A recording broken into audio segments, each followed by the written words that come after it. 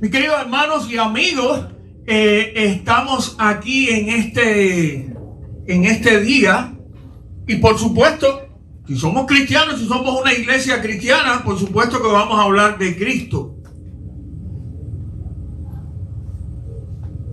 Por supuesto que el cristianismo es acerca de Cristo. Pero tal vez alguien se hace la pregunta: ¿quién eres, Jesús? ¿Quién eres? Yo sé que el cristianismo es acerca de Jesús, acerca de Cristo, pero ¿quién eres, Jesús? Hay personas que realmente desean saber, con sinceridad, desean saber quién es Jesús y no saben. O tienen ideas vagas, a veces ideas erróneas, y quieren saber quién es Jesús. Otras personas mencionan a Jesús, pero no es que lo conocen en realidad. No es que lo conocen. Quiero compartirte este fragmento de un discurso del Dr. James Allen Francis. Si me es difícil hablar español con esto, imagínense el inglés. Pero no, yo lo tengo en español. Pero para decir el nombre, la verdad que me dio trabajo. Tal vez tú lo has escuchado, lo has leído. Se titula Una vida solitaria y es acerca de Jesús. Dice: nació en una remota aldea, hijo de una campesina. Creció en otro pueblo remoto, donde trabajó en un taller de carpintería hasta los 30. Luego, por 3 años, fue un predicador itinerante. Nunca tuvo familia ni poseyó una casa. Nunca residió en una gran ciudad. Nunca viajó más allá de 400 kilómetros del lugar donde nació. Nunca escribió un libro ni tuvo una oficina. No hizo ninguna de las cosas que generalmente acompañan a la grandeza. No tenía otras credenciales que sí mismo. No tenía relación con este mundo, excepto por el poder desnudo de su divina humanidad. Mientras todavía era joven, la opinión popular se volvió contra él. Sus amigos lo abandonaron. Uno de ellos negó que lo conocía, otro lo traicionó. Fue entregado a sus enemigos. Pasó por la farsa de un juicio. Fue clavado en una cruz entre 2 ladrones. Mientras moría, sus ejecutores se rifaron la única propiedad que tenía en esta tierra, su túnica. Cuando estuvo muerto, fue bajado y puesto en una tumba prestada gracias a la compasión de un amigo. Transcurrieron 20 siglos y hoy él es la figura central de la raza humana y el líder de la columna del progreso. Ni todos los ejércitos que una vez marcharon, ni todas las flotas que han navegado, ni todos los parlamentos que se han reunido, ni todos los reyes que han reinado, puestos juntos, han afectado la vida del hombre sobre la faz de la tierra de manera tan poderosa como esta vida solitaria.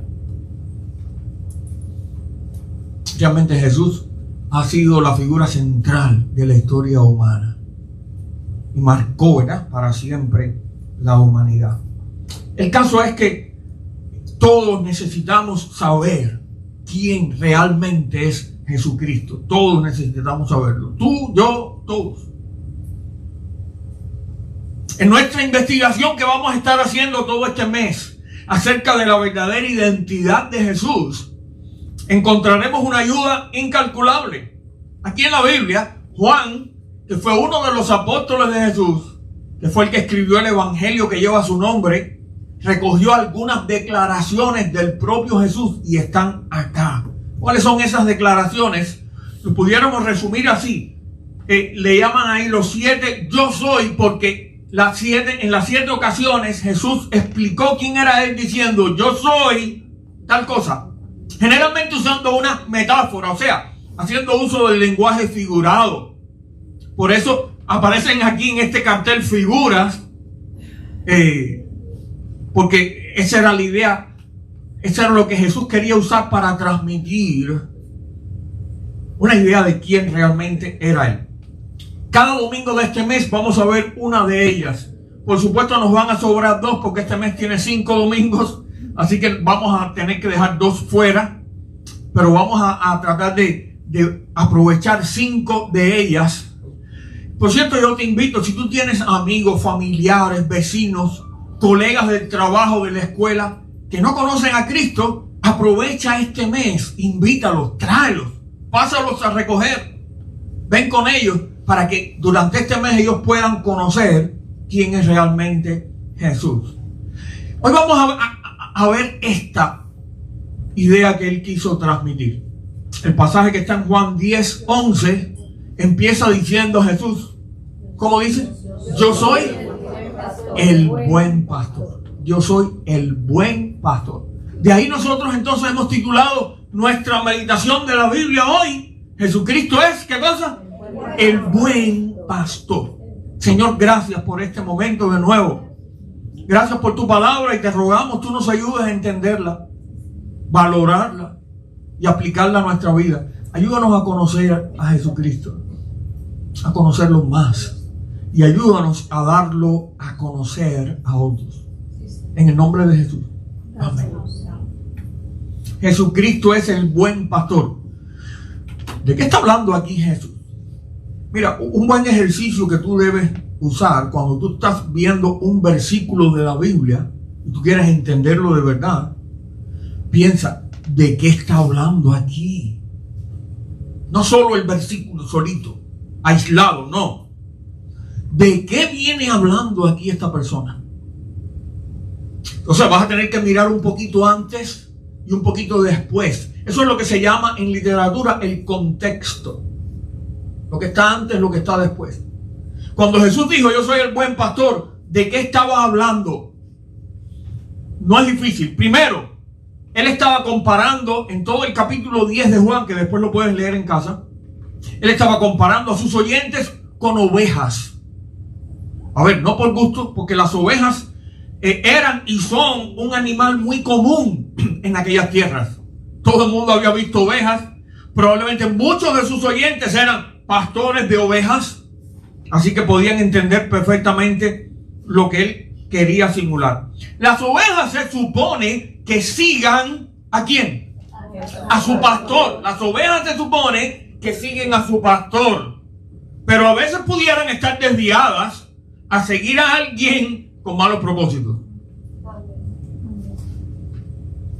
Hay una historia que yo no sé si es un chiste, pero de alguien que fue a una de estas tierras de turista, ¿no? Y entonces ve un grupo grande de ovejas y un hombre detrás de ellas. Las ovejas iban apuraditas y el hombre detrás corriendo. Y él en una de esas paró el hombre y le dijo, oiga, yo creo que a mí me engañaron porque siempre me dijeron que los pastores van delante y las ovejas van detrás siguiendo. Le dice, sí, pero yo no soy el pastor, yo soy el carnicero.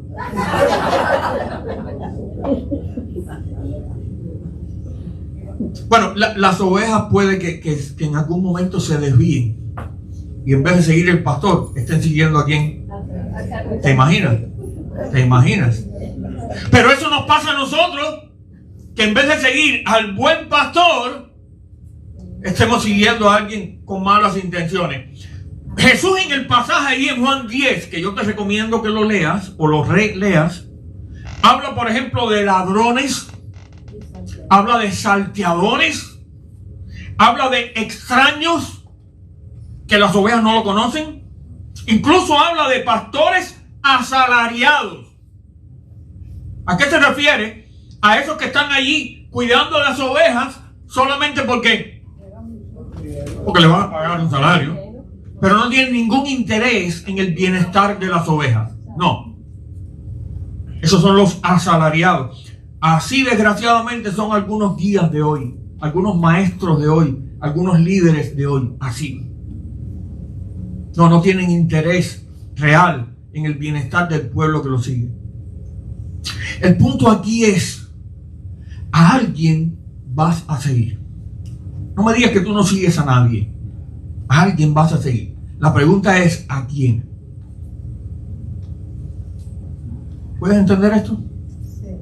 A alguien tú vas a seguir o estás siguiendo. La pregunta es ¿a quién?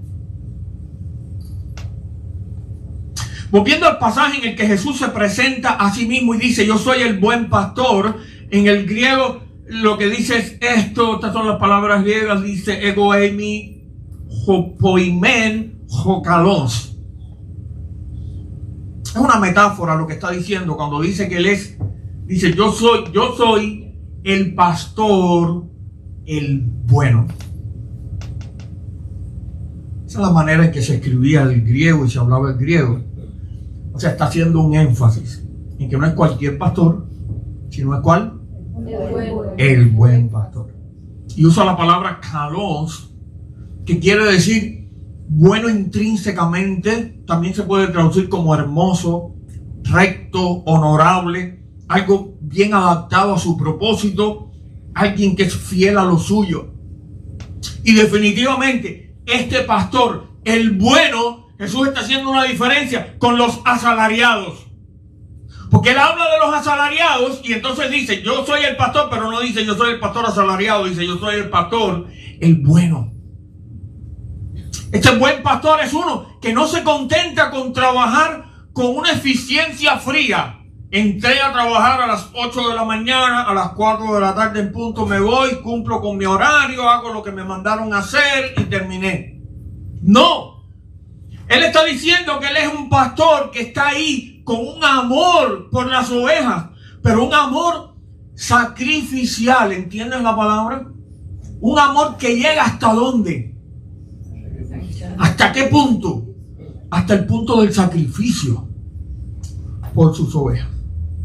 Al principio estuvimos leyendo con Rodolfo aquí la pequeña parábola que Jesús contó en Lucas 15, le llamamos la de la oveja perdida. ¿Recuerdas? Que estábamos leyendo ahí, cuando el pastor dejó las 99 a buen recaudo, ¿para qué? Para ir a buscar la que se había perdido, ¿dónde estaba? No dijo, bueno, tengo 99, ¿qué más da? Yo no voy a meterme por ahí ahora en el sol, en las rocas, en los desfiladeros a buscar una que se perdió. ¿Quién la manda? No dijo eso. Fue y se sacrificó por ir a buscarla. El buen pastor es el que cuida del peligro a las ovejas ante los riesgos que hay. El buen pastor, que es Jesucristo, no trabaja contrarreloj, no trabaja part-time, como se dice, a tiempo parcial, sino todo el día y la noche. Todo el día y la noche.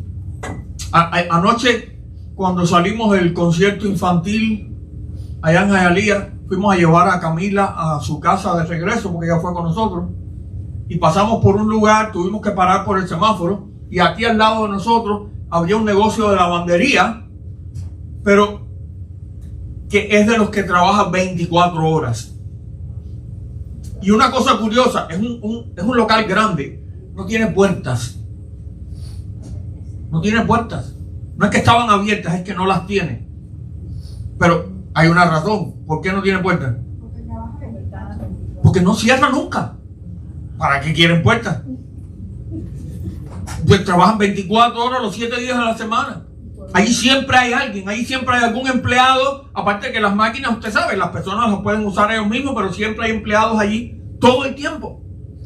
Lo único que no hay un empleado que esté las 24 horas ahí, los 7 días de la semana ahí. No. Tienen que contratar varias personas. Pero Jesucristo dice que Él es el buen pastor, porque Él sí trabaja 24/7. Y no por dinero, no por beneficio personal. Muchos líderes de todo tipo, religiosos, políticos, lo que sea, aparentemente se están ocupando de la gente, pero al final, ¿qué es lo que están buscando? Sacar un beneficio. Jesús no está buscando, ¿qué beneficio? Jesús no está buscando obtener ningún beneficio, lo hace por amor. Ahora, ¿qué significa todo eso para nosotros, para ti y para mí? Escribimos acá en la pantalla una parte del versículo 11. Jesús dijo, yo soy el buen pastor, pero el versículo continúa. ¿Cómo dice? Léelo conmigo. Yo soy el buen pastor. El buen pastor su vida da por las ovejas. Con esta manera típica de los hebreos de hablar y sobre todo de escribir, Jesús dijo primero lo esencial. Yo soy el buen pastor. Esa es la esencia. Pero después elaboró un poco lo que había dicho.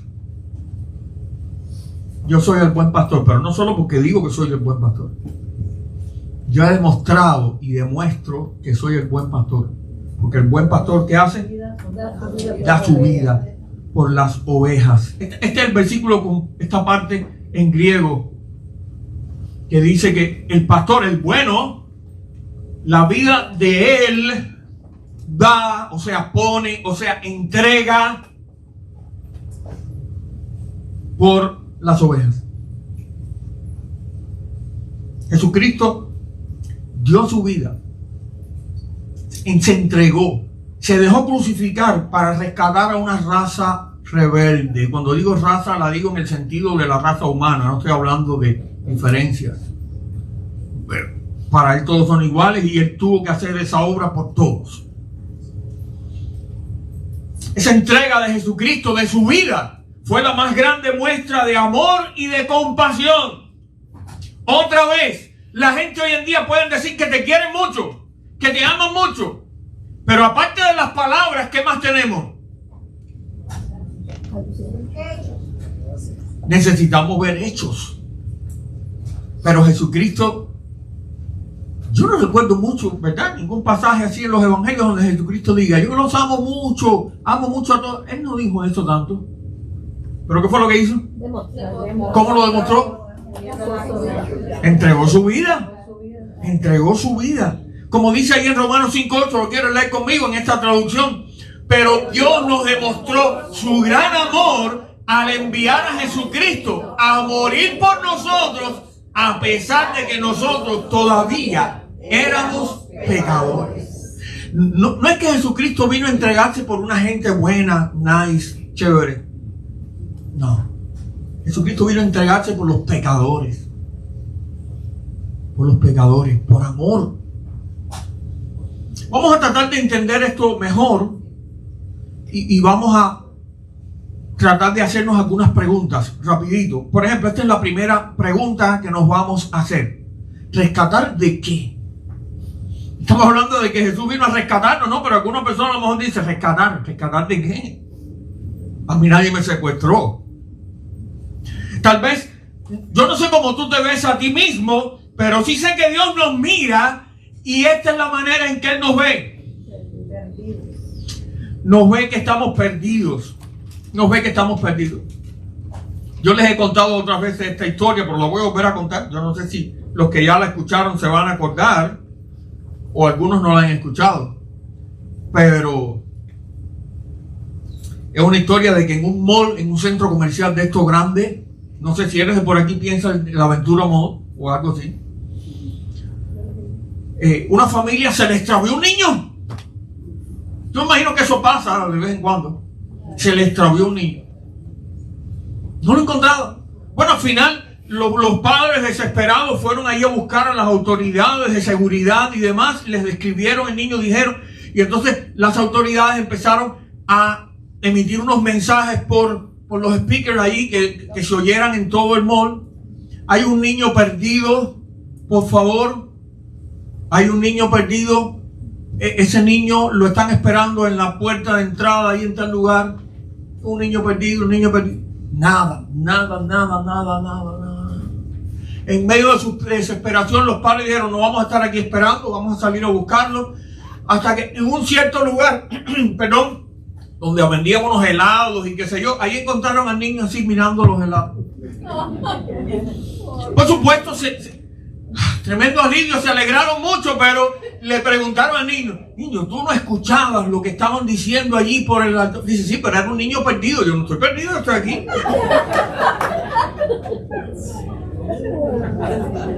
Él no estaba perdido, él estaba ahí.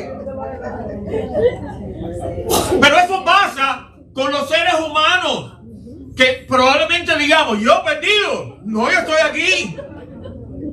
Pero Dios nos ve y Dios sabe que estamos perdidos. Cuando hablamos de estar perdidos, estamos refiriéndonos, por ejemplo, a tener el sentido perdido. Cuando no sabemos para qué estamos aquí en este mundo. Yo no sé para qué estoy aquí. Yo no sé por qué estoy vivo. Yo no sé para qué nací. Bueno, Job se lo preguntaba en su libro varias veces. Pero hay personas que realmente saben que están aquí, pero no saben para qué. Estar perdido es también tener el destino perdido. Es cuando no sabemos a dónde vamos. No sabemos a dónde vamos. Y especialmente no sabemos a dónde vamos cuando nos toque partir de este mundo. No sabemos a dónde vamos. Eso es estar perdido. Estar perdido también es tener el camino perdido. Porque tal vez la persona diga, bueno, yo no sé a dónde voy, pero yo quiero ir a estar con Dios. Pero no sé cómo. No encuentro el camino. No encuentro el camino para estar en paz con Dios. No encuentro el camino, la manera para que mis pecados sean perdonados. ¿Y por qué estamos perdidos? ¿A causa de qué? Del pecado. Del pecado. Dice un teólogo de apellido Connor, el pecado es un delito contra Dios. Así de sencillo. Mira, pocas palabras. El pecado es un delito contra Dios. Dice otro con una explicación un poco más elaborada. Dice, todo lo que es inconsistente con la naturaleza y propósito de Dios es pecado. O sea, lo que no concuerda con la naturaleza de Dios, con el propósito de Dios, eso es pecado. No importa que a ti te parezca bien, si no concuerda con la naturaleza de Dios, con el propósito de Dios, es pecado. Si no hubiera Dios, dice él, el pecado no tendría sentido. El pecado es lo que es, porque Dios es quien es. Por supuesto, lo opuesto al pecado. Por eso el pecado es lo que es. ¿Cómo se considera al pecado en la Biblia? Ten cuidado, porque cuando leemos la Biblia nos damos cuenta que el pecado no es ningún juego. La Biblia le llama, por ejemplo, un fallo. Usa una palabra en griego que significa en español algo así como errar el blanco, torcer el camino. No estoy yendo para donde yo debería ir. También se le considera una deformación, porque estoy torciendo la voluntad, el plan de Dios. Se considera una transgresión, es como decir rebeldía, resistencia a la autoridad de Dios. Dios dice, pero no me interesa, eso no es lo que yo quiero hacer, así no es como yo quiero vivir. Eso es rebeldía. Se considera injusticia en el sentido de todo lo que no es recto o bueno. Se considera una caída, como cuando tropezamos y caemos. ¿Cuántos han tenido una caída físicamente aquí en algún momento de la vida? Ya sea porque ibas caminando o ibas en una bicicleta o algo así. Tal vez 5 minutos antes tú pensabas que ya para ese momento ibas a estar por allá. Y de pronto estabas, ¿dónde? En el suelo. Pero así pasa con la vida. Muchas veces tropezamos y caemos. Y ese es el pecado que está ahí acechando. También se le considera iniquidad. Iniquidad es una palabra que quiere decir sin ley. Algo, en otras palabras, ilegal. Es cuando despreciamos la ley de Dios. Y también se considera una impiedad. Es como decir un sacrilegio, un insulto o una ofensa. ¿A quién? A Dios. Ese es el pecado, según la Biblia. Pero mira esta parte que me interesa mucho que quede clara. ¿Cuáles son, según la Biblia, las consecuencias? Repite la palabra consecuencias. Consecuencias del pecado. Como dijo ahorita, el pecado no es un juego. No es un entretenimiento. ¿Sabes que a veces el pecado se te presenta como una manera de entretenerte? De pasar un rato.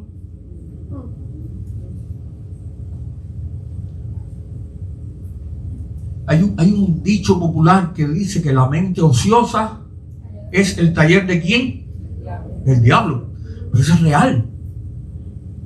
El diablo le encanta ver a una persona ociosa, sin hacer nada, aburrida. Él lo pone a trabajar enseguida. ¿Cuáles son las consecuencias del pecado? Esta es la primera consecuencia. Separados de Dios por el pecado. Dice Isaías 59:2. Pero la maldad de ustedes los ha, ¿qué cosa? Separados de Dios. Sus pecados han hecho que Dios se tape los oídos y no quiera escucharlos.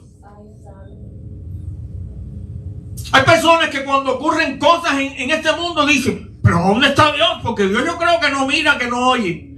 Bueno, ¿sabes qué? Si tú conoces a Dios, sabes que la Biblia dice que los pecados de la humanidad, ¿qué es lo que hacen entre nosotros y Dios? Nos separan. Es más, hay un versículo en la Biblia, en el Evangelio de Juan, donde alguien dice, muy bien dicho, Dios no oye ¿a quiénes? A los pecadores. Lo dice clarito, Dios no oye a los pecadores. Así que el pecado, ¿qué es lo que hace al final? Nos separa de Dios. Otra manera de verlo es que no solo nos separa, ¿no? Esto está separado de mí, pero está cerca, ¿cierto? Pero no, el pecado no solo nos separa, sino que ¿qué otra cosa hace? Nos aleja de Dios. Lo dice Pablo de esta manera: ustedes vivían apartados de Cristo. Ustedes vivían en este mundo sin Dios y sin esperanza. Qué trágico, qué trágica la condición del ser humano, separado de Dios y alejado de Dios. Y es más, dice Pablo otra cosa: destituidos de la gloria de Dios. Pastor, ¿y eso al final qué quiere decir? ¿Tú te imaginas que alguien en una compañía, por su buen trabajo, por su buen desempeño, lo asciendan a un puesto más importante y le digan, ahora te vamos a dar la oficina aquí con vista al mar o a tal lugar, y esto aquí, tienes un carro a tu disposición y 3 secretarias y 2 asistentes y wow, y dinero para tus viajes? Y después de un tiempo comprueban que esa persona estaba estafando a la compañía. ¿Qué pasa? Lo destituyen. ¿Qué quiere decir que lo destituyen? Le quitan todos esos privilegios que tenía y lo echan fuera. Pero antes de echarlo fuera, le quitan todo lo que le habían dado. Todo. No tienes derecho a nada, ¿sabes? No puedes ni entrar a este edificio otra vez. Y la Biblia dice que nosotros, por ser pecadores, hemos sido, ¿qué cosa? Destituidos de la gloria de Dios, de la presencia de Dios.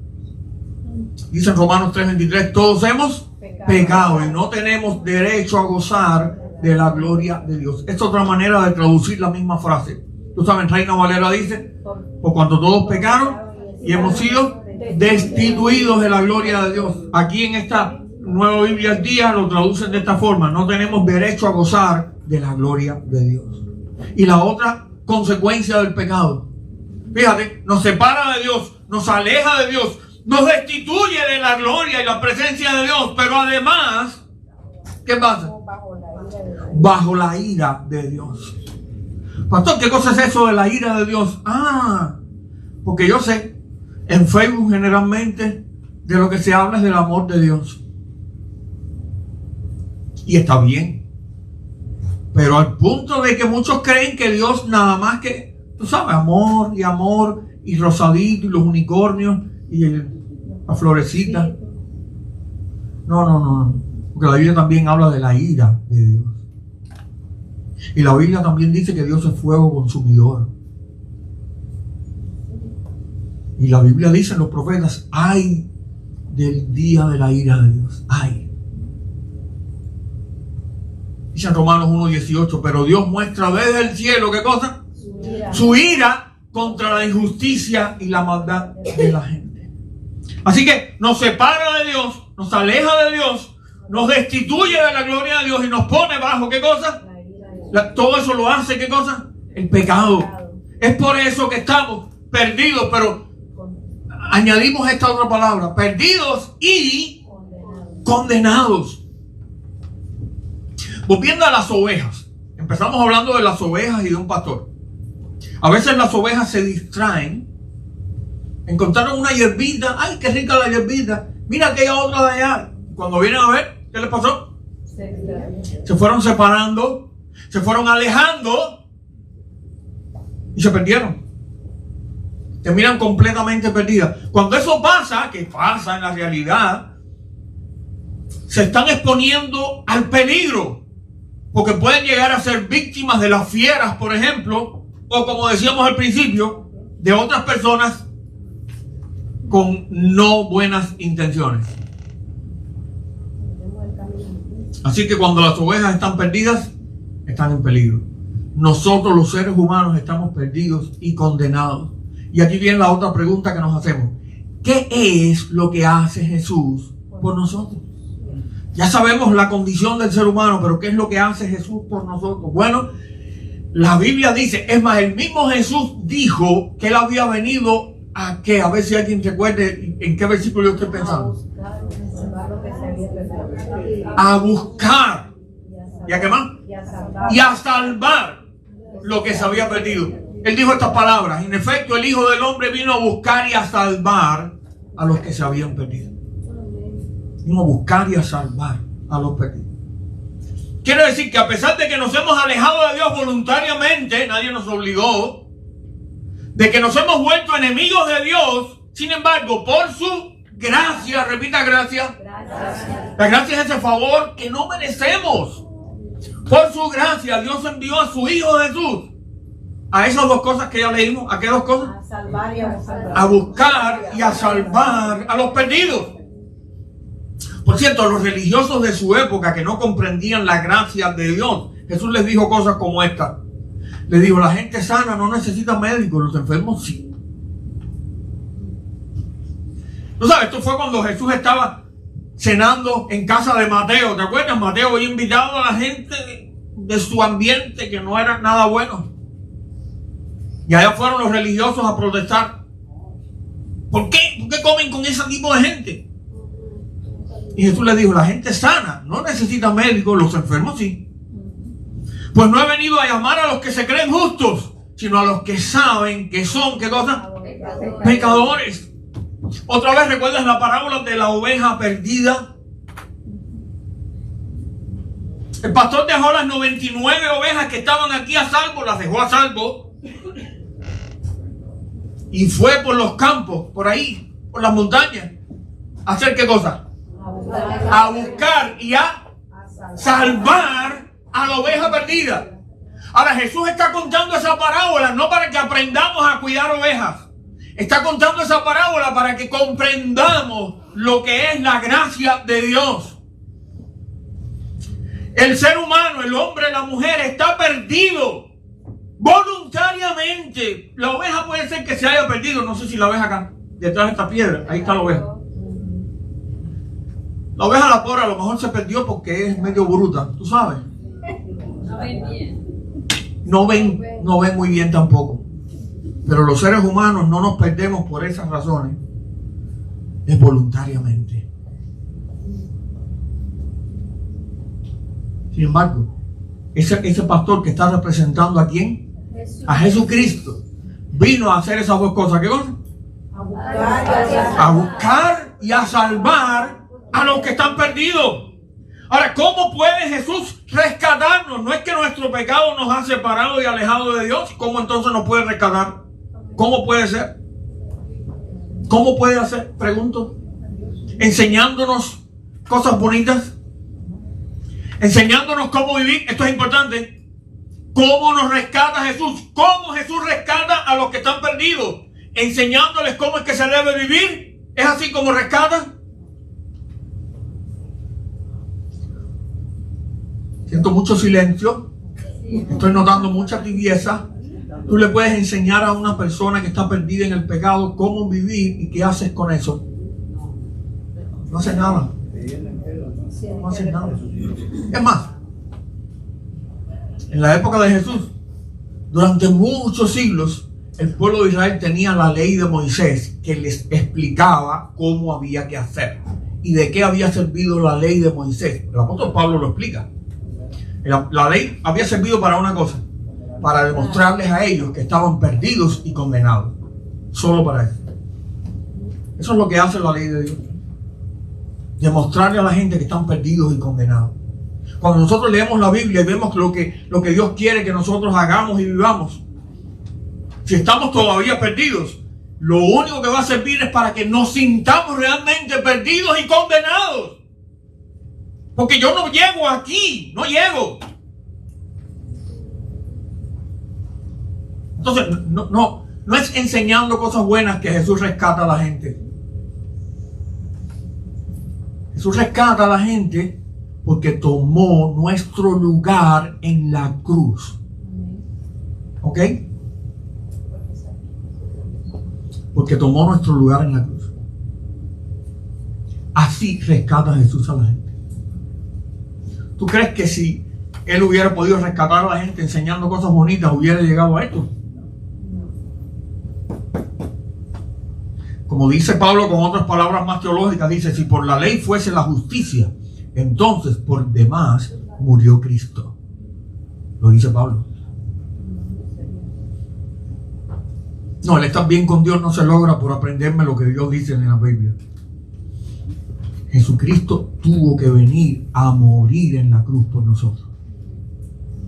Por amor, por gracia. Y así pagó hasta el final nuestra deuda con Dios. ¿Te acuerdas cuál fueron las últimas palabras que dijo Jesús en la cruz? Consumado es. Una palabra griega que es tetelestai, que significa se terminó aquí, ya. Se usaba incluso en los contratos financieros y demás para decir al final, aquí abajo ya, esto está pagado, esto está terminado.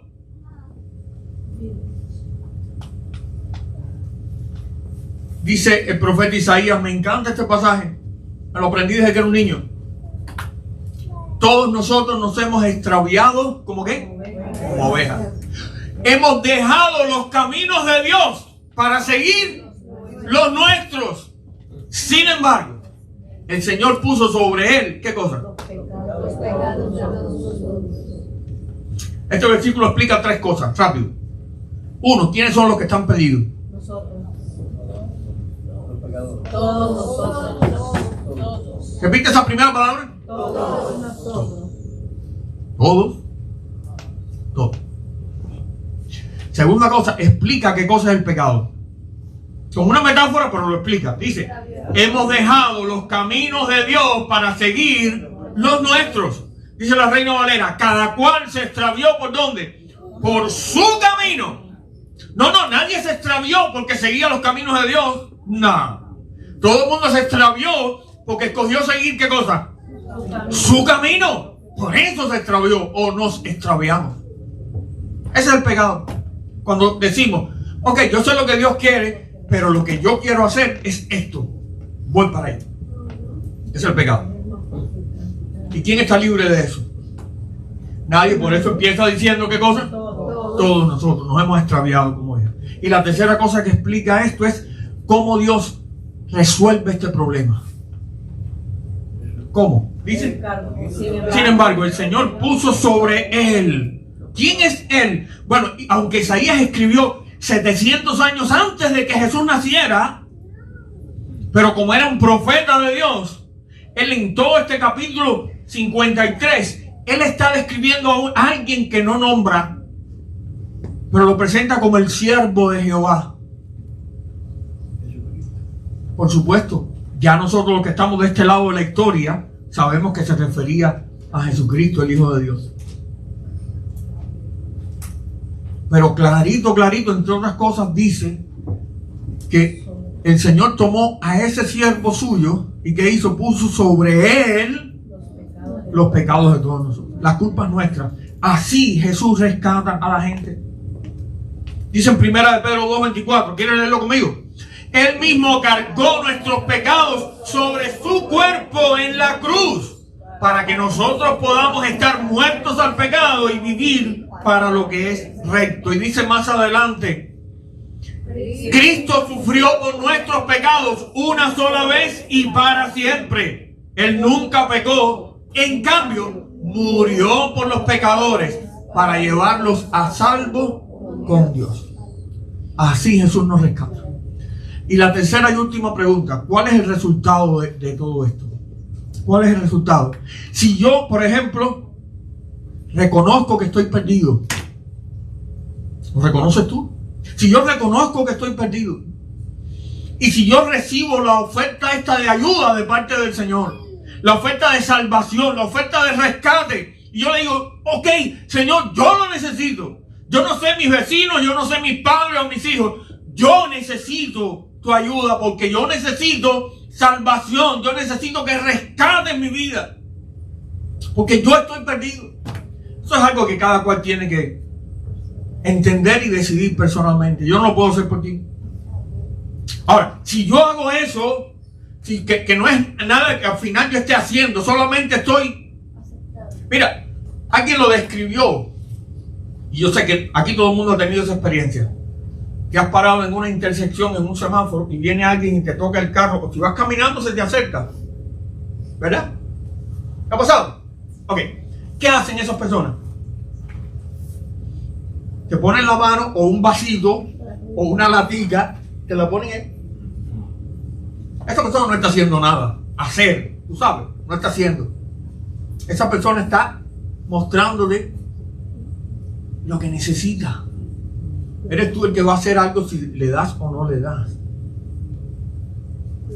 Cuando nosotros le decimos, Señor, yo aquí estoy perdido, sálvame. Eso no es algo que yo hice. Yo estoy como el mendigo, ¿verdad? Extendiendo mi mano. Vacía. No tengo nada que darte, Señor. Pero necesito tu salvación. Ahora, si hacemos eso, ¿qué pasa? ¿Cuáles serían los resultados? Este es el primer resultado, mira. Oh, qué tremendo esto. ¿Cómo dice? Perdonado. Perdonado. Dice la palabra. Porque Él nos ha rescatado del maligno poder de las tinieblas y nos ha trasladado al reino de su amado Hijo, quien pagó con su propia sangre nuestra libertad, el perdón de nuestros pecados. También otra palabra, otro resultado, justificado. ¿Qué quiere decir esto aquí? En la Biblia quiere decir que Dios nos declara como si fuésemos justos, como si fuésemos buenos, como si fuésemos santos. Fíjate qué cosa, a Jesús lo declaró como si Jesús fuera, ¿qué cosa? Pecador, que no lo era, porque Él puso nuestros pecados sobre Él. Y a nosotros ahora, cuando recibimos este regalo de la salvación, nos declara como. Sin embargo, con una bondad que no merecemos, Dios nos declara justos por medio de Cristo Jesús, quien nos liberó del castigo de nuestros pecados. La otra palabra aquí es reconciliado. ¿Qué quiere decir reconciliado? Piensa un ejemplo. ¿Cuántas dos personas necesitan reconciliarse? ¿Cuándo? Estamos enemistados. Cuando por alguna razón se han enemistado, se han alejado y ahora necesitan ser reconciliados. El hombre y Dios están separados, no por culpa de Dios, por culpa del hombre, alejados por el pecado. Entonces, uno de los resultados de la salvación es que llegamos a estar como reconciliados. Dice Pablo, es decir, que en Cristo, Dios estaba reconciliando consigo mismo al mundo, sin tomar en cuenta los pecados, de los hombres. Y se está refiriendo a cuando Jesús estaba en la cruz. Cuando Jesús estaba en la cruz, ¿puedes entender? Cuando Jesús estaba en la cruz, allí Dios estaba haciendo una obra. ¿Qué cosa? Reconciliando consigo mismo ¿a quién? Al mundo, a la gente. Qué tremendo. Algo que tiene mucho que ver con esto es que llegamos a estar ¿cómo? En paz con Dios, dice Pablo. Puesto que Dios ya nos ha hecho justos gracias a la fe, tenemos ¿qué cosa? Paz con Dios por medio de nuestro Señor Jesucristo. Rapidito, otra palabra. Renovado. ¿Qué quiere decir renovado? Hecho nuevo.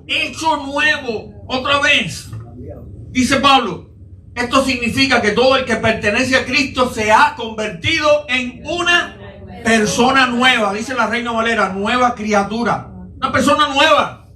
La vida antigua ha pasado. Una nueva vida ha comenzado. Esto es lo que significa ser salvado. Esto es lo que significa llegar a ser cristiano. Experimentar esto en tu vida. Si no lo has experimentado, lamento decirte, todavía no tienes la experiencia de ser cristiano. No. Esto es el resultado de la salvación. Otra palabra importante que hemos hablado mucho de ella hoy, rescatado. La idea es como en aquella época, ¿sabe qué? Cuando las personas tenían muchas deudas, ¿qué pasaba con ellos al final? Deudas que no podían pagar, ¿qué pasaba?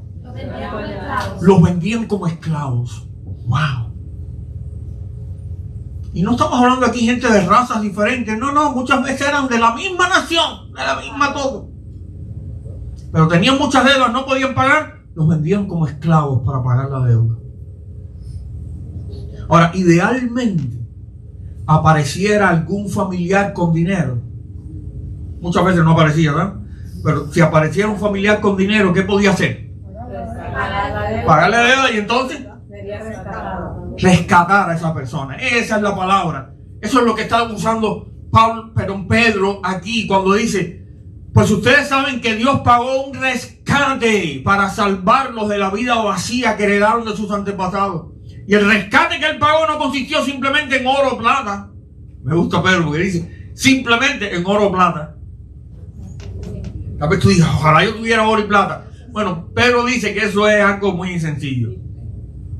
No consistió simplemente en oro o plata, sino que fue la preciosa sangre de Cristo. Un paréntesis. ¿Qué quiere decir preciosa? Que no tiene precio. De mucho precio, de mucho valor. No te confundas porque hay personas que entienden que precioso quiere decir lindo. No es eso. Preciosa viene de precio. Algo de mucho valor. La sangre que Jesucristo derramó, el sacrificio que él hizo, tenía más valor que el oro y la plata. Es lo que está diciendo Pedro. Y ese fue el precio que pagó el Señor para rescatarnos. La sangre de Cristo, el Cordero de Dios, que no tiene pecado ni mancha. Y el último resultado que queremos mencionar, la salvación nos pone con acceso ¿a quién? Al Padre. Dice en Hebreos, así que amados hermanos, podemos entrar con valentía en el lugar santísimo del cielo. Es una manera de hablar de la misma presencia de Dios. Por causa de la sangre de Jesús. Por su muerte Jesús abrió un nuevo camino. Un camino que da vida a través de la cortina al lugar santísimo. Ya que tenemos un gran sumo sacerdote que gobierna la casa de Dios, Jesucristo. Entremos directamente a la presencia de Dios con corazón sincero y con plena confianza. Por cierto, físicamente, ¿te acuerdas que en el lugar santísimo del templo en Jerusalén, delante había qué cosa? Una cortina. Un velo, una cortina. Cuidado con la palabra velo, es la que usa la Reina Valera, pero velo, tal vez hay quien piensa en los velos de novia, tú sabes, que se ve todo ahí. No.